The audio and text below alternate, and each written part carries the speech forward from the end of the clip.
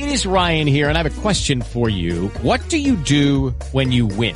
Like, are you a fist pumper, a woohooer, a hand clapper, a high fiver? I kind of like the high five, but if you want to hone in on those winning moves, check out Chumba Casino. At ChumbaCasino.com, choose from hundreds of social casino-style games for your chance to redeem serious cash prizes. There are new game releases weekly, plus free daily bonuses. So don't wait. Start having the most fun ever at ChumbaCasino.com. No purchase necessary. VGW. Void where prohibited by law. See terms and conditions. 18+. Hello, it is Ryan, and we could all use an extra bright spot in our day, couldn't we? Just to make up for things like sitting in traffic, doing the dishes, counting your steps, you know, all the mundane stuff. That is why I'm such a big fan of Chumba Casino. Chumba Casino has all your favorite social casino-style games that you can play for free anytime, anywhere with daily bonuses. That should brighten your day a little.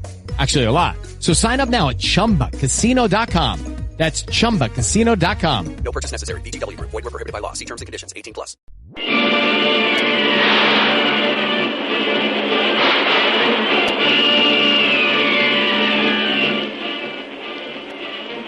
Presenting the adventures of Jungle Jim.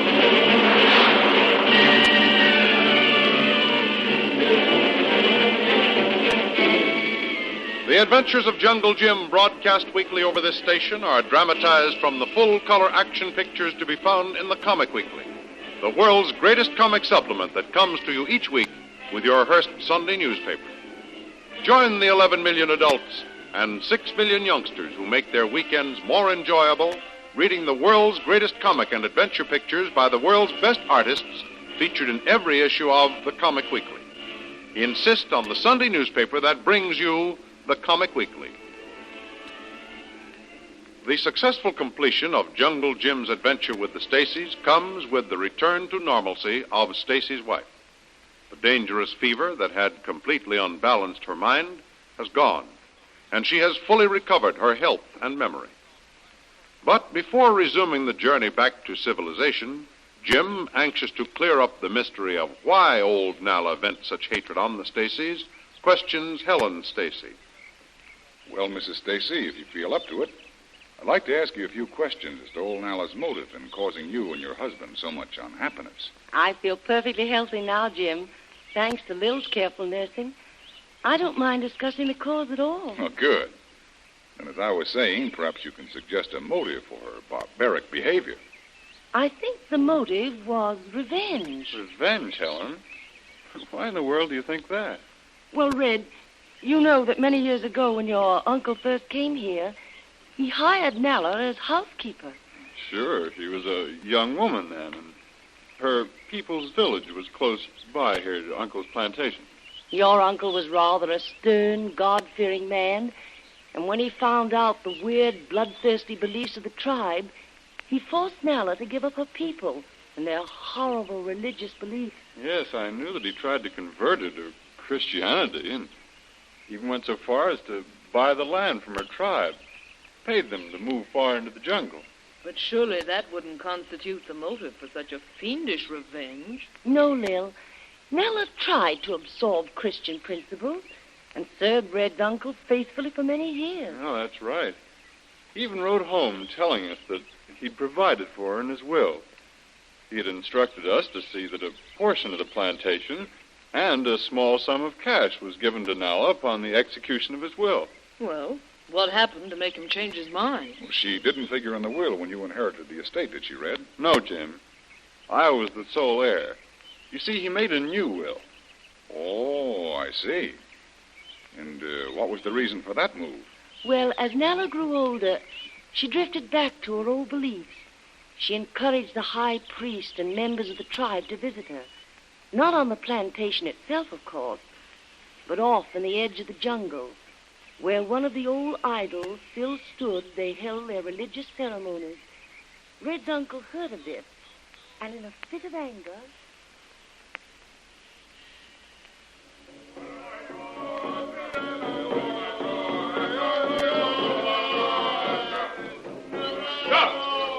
Stop! You blasphemous heathens! Stop, I say! Cease this blasphemous idol worshipping. Oh, so it's you, Nala.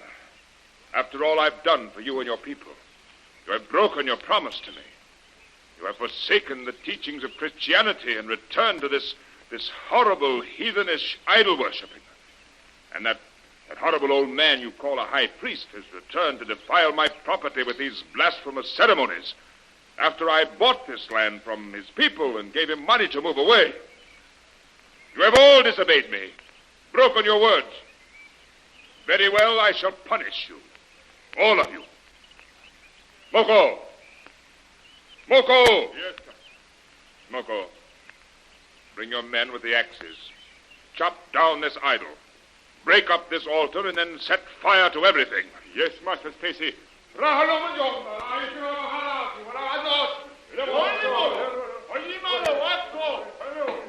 you, as high priest, take your followers away.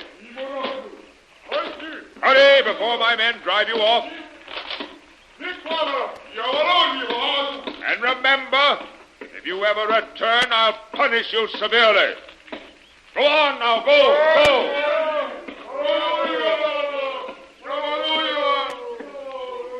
Moko, light the torch, set the fire. Yes, Master.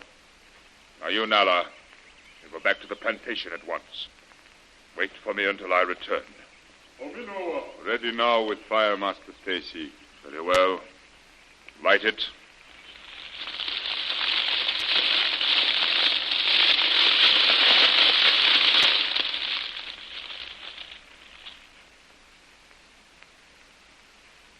Now, Nala, you are going to be punished. You have been deceiving me all this time. You have been meeting your people secretly. You have turned back to the worship of idols. Nala's so sorry. Very sorry. Not do it again, Master Stacy. I promised you if you were good and remained faithful and true to my teachings that some fields and animals would be yours, and I would leave money to take care of you. It was so written in this paper. But to punish you, Nala, I'm tearing it up and burning it. No, Master Stacy. Nala be good now. Not go to people no more. I can't trust you, so I tear up the paper and burn it, see? Now, Nala, I'm going to wait. And if I find you are true and remain faithful, I will make another paper, and you shall have the fields and the money.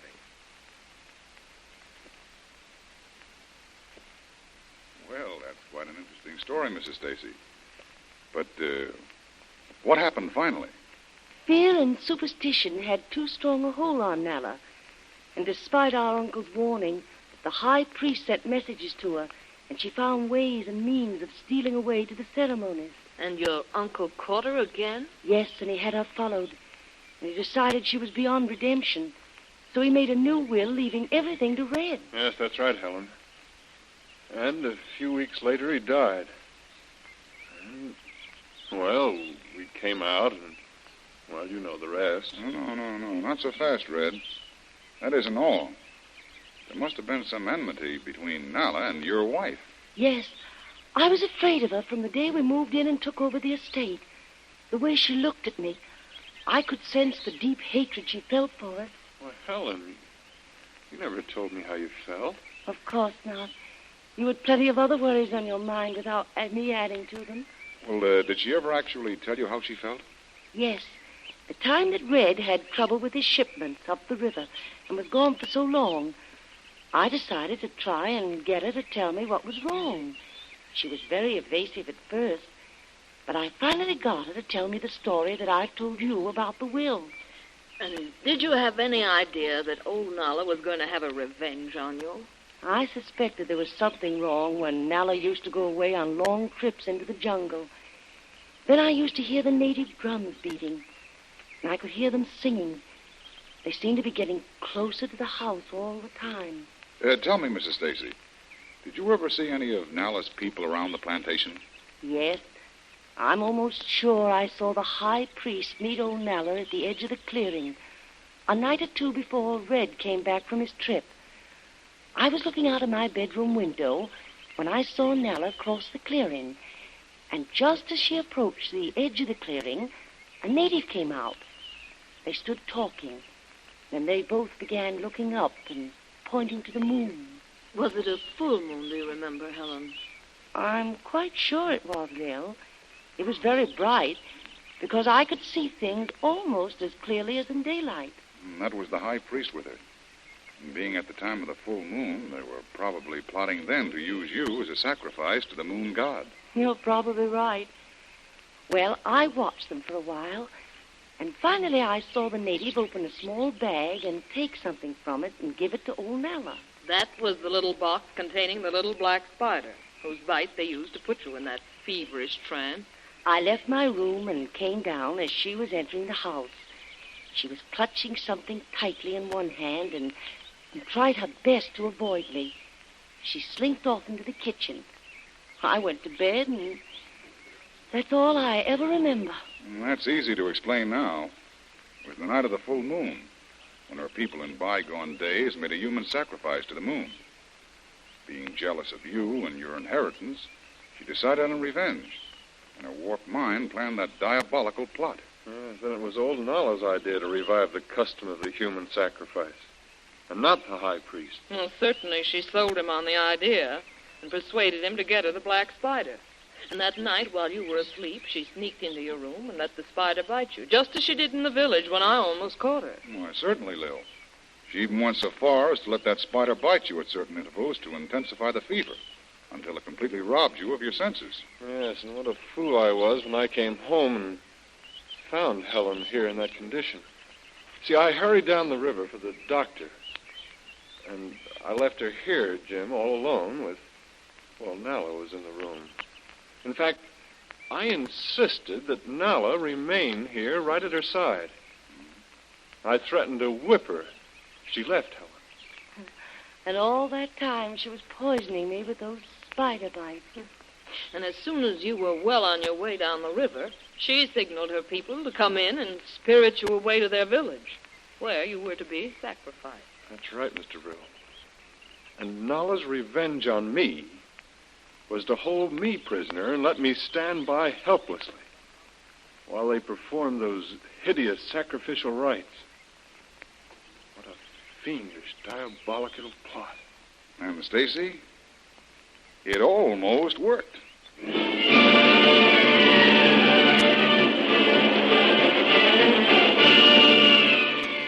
But for the courage, daring, and strategy of Jungle Jim, old Nala's fiendish plot might well have succeeded and claimed the lives of young Stacy and his wife, as well as Shanghai Lil. It was a narrow escape, and even the horrible memory of it sends a shudder down the spines of the little group as they watch the dancing flames of the campfire light up the crude shelters as night descends. Don't miss the next exciting episode in the adventures of Jungle Jim. Remember, you can follow the adventures of Jungle Jim in the full-color action pictures which appear in the Comic Weekly, the world's greatest comic supplement containing the best full-color adventure and comic pictures. Remember, no other comic supplement can give you the top names of Cartoonland, like the list of all-star favorites to be found in the Comic Weekly. The whole family follow the fun and frolics of Jiggs and Maggie, Blondie, Tilly the Toiler, Barney Google, and the Little King, the immortal Donald Duck, as well as the exciting adventures of Flash Gordon and Jungle Jim. Join the 11 million adults and 6 million youngsters who every week find the greatest of home entertainment in the Comic Weekly, which comes to you with your Hearst Sunday newspaper. More thrilling radio adventures of Jungle Jim will be heard at the same time next week over this same station. Be sure to tune in.